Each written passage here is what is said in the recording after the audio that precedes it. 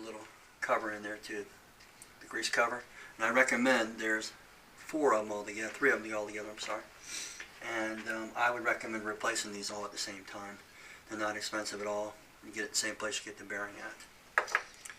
So take the bearing, take the sleeve, it goes in there,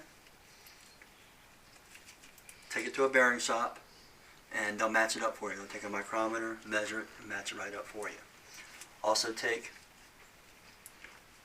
a little ring that has the rubber in there, keeps the grease from going through. Take that along with you also. There's one on this side, one on the other side on the back side, and then there's one in here that's kind of machined in. Now if it's in good shape, like this one appears to be in really good shape, I just leave it there, it'll be fine. Or you can clean all this out and working on additive, being very gently working it out of there. So you got 1, 2, 3, 2 bearings. This back bearing here, the bottom bearing, feels great. Nothing wrong with it at all. It's the top one where the shaft and the pulley was pulling on it the whole time. It's where you have your damage and you have all your movement. So go get this bearing, replace it, and go right back to work. It's not as hard as you think it is to work on a blower. So I recommend anybody who wants to save $1,000 to $3,000 to fix their own blower themselves. Okay, now we've got the machine totally disassembled here. And if you take a quick look here, you can see how close these lobes are and get to see what the inside of a blower looks like. Look down inside there. And you can see how close they are. You can't even hardly get a piece of paper in between there. So it doesn't take much for that bearing to be wallowed out to cause a problem. Okay? Now, also over here you have 2 bearings. Alright, you got the one that runs on the shaft coming all the way out here. That runs the pulley, and generally that's the one that goes bad and has a little sleeve in there. Okay? You just go to a bearing store, bring it there, and they'll match it up for you with a micrometer, and you can replace that. You can replace the back one, but we've noticed they hardly ever go bad. I don't know anybody that does. Now in this plate here, this is a little bit tricky because this thing comes so greasy. You notice we cleaned it all up, and this is down inside there, this little pin, and what it does, it has a gasket in there so the grease doesn't pop out on you. It holds it in real nicely. But it's in there so well that you really can't see it. So I recommend taking it to a machine shop or cleaning it up really well and being careful and working it out of there. Okay? And when you go to the bearing store, they'll also replace this for you too. Then you have 2 more of those,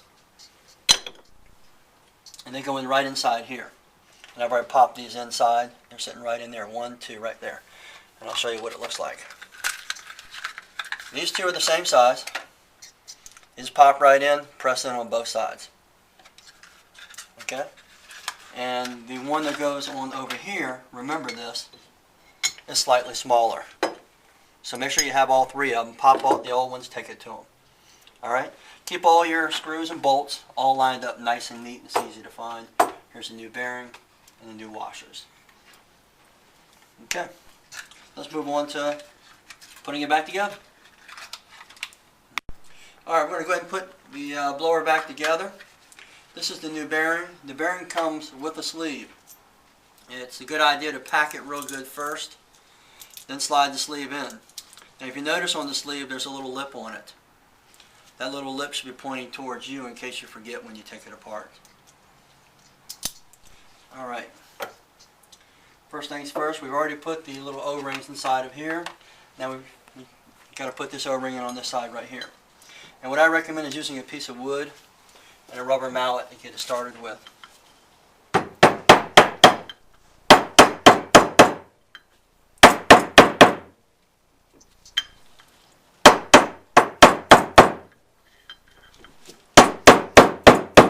Alright, after you get it started, all this is just a lawn stake.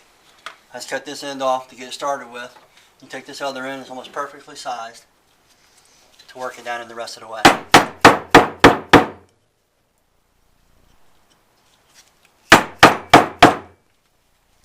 Working it from side to side.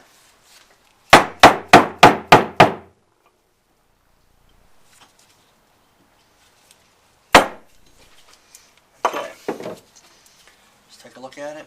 It's in there pretty good. Work a little more with the hammer. Alright, Alright, that's good. And I prefer a rubber mallet so you don't damage the lip of that O-ring. Okay. Got it. So take your 3/8 drive, 8-point.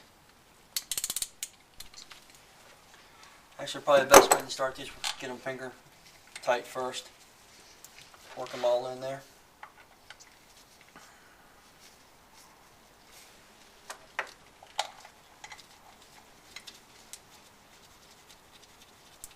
And one more thing too, there's no need to put any gasket material between these. The tolerances are machined very tightly, so there's no need to do that.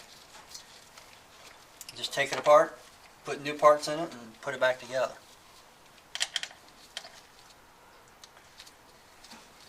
Alright.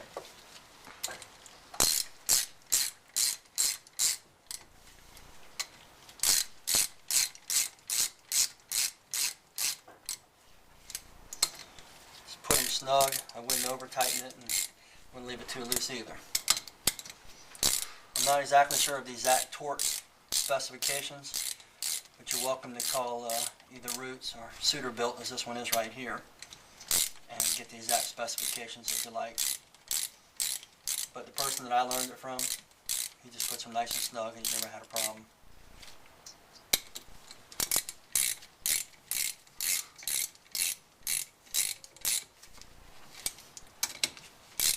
Pretty common sense procedure, actually. It is amazing though how in the industry we're taught to believe that you have to take everything to the distributor. Now, and I'm not anti-distributor, but I am saying there are times that you can't get to your distributor, and there are times where even your distributor doesn't know how to fix a certain thing. If that's the case, then it certainly behooves you to take care of yourself, especially when you consider, in light of the fact this can run $1,200 to $2,500, some of them run $3,000, depending on the size of the blower. So $75 to repair it, $1,200 to $1,500, $2,000 to replace it. Makes a whole lot of sense to try to repair it yourself. Alrighty. Actually, we'll take a little bit of this grease too. Put it on the shaft. The shaft over here also. Just so everything slides on a little better. Alright, line her up. Got new bearing in place. Work it on. Make sure it's locked in place. Okay. Your bolts.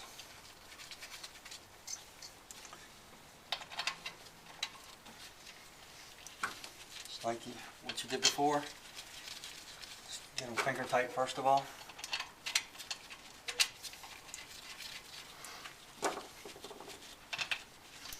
Now, some blowers, not all or most of them, actually come with a bracket. I recommend, putting the whole thing together first and putting the bracket together afterwards. But you can do it either way, actually. I just like to make sure everything fits real good and then put the brackets on. Make sure the shaft's turning well and everything lines up and all the tolerances are correct.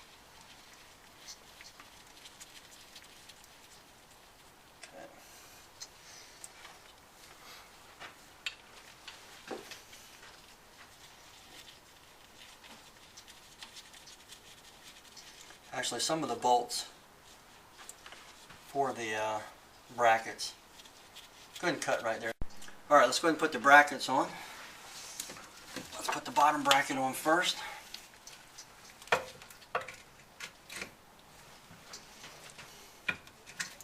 If you're not real mechanically inclined, I would recommend marking which side's the bottom and which side's top. Of course, you can tell the bottom from this. This is the top, but it's still a good idea to mark things.